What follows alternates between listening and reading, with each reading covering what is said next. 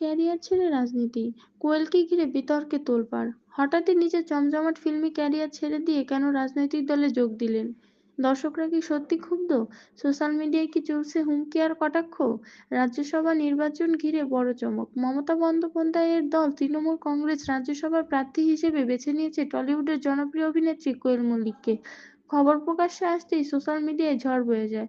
কেউ বলেছে এটা সম্পূর্ণ ব্যক্তিগত সিদ্ধান্ত, আবার অনেক দর্শকের মতে কোয়েল নিজের ক্যারিয়ার শেষ করতে এমন সিদ্ধান্ত নিয়েছেন। এই বিতর্কের মাঝেই মুখ খুলেছেন অভিনেতা রুদ্রনীল ঘোষ। তার কথায় কোয়েল ছিলেন সবার প্রিয় এবং সম্মানিত, কিন্তু এখন সোশ্যাল মিডিয়ায় যে পরিমাণ নেগেটিভ কমেন্ট দেখা যাচ্ছে তা তাকে ব্যথিত করছে।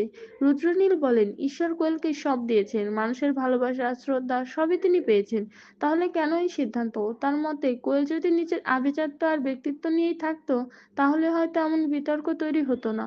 অন্যদিকে সম্পূর্ণ ভিন্ন সুর শোনা গেছে অভিনেত্রী ও সাংসদ শতাব্দী রায়ের মুখে।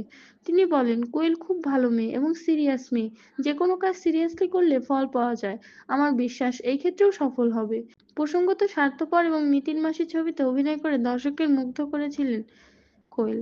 এবার বড় প্রশ্ন, রূপালী পর্দার নায়িকা কি রাজনৈতিক মঞ্চেও একইভাবে নিজের জায়গা করে নিতে পারবে? সমর্থন নাকি সমালোচনা, কোনটা শেষ পর্যন্ত জিতবে? আপনার কি মতামত? কমেন্ট করে জানান। আর ভিডিওটি ভালো লাগলে লাইক ও সাবস্ক্রাইব করতে ভুলবেন না।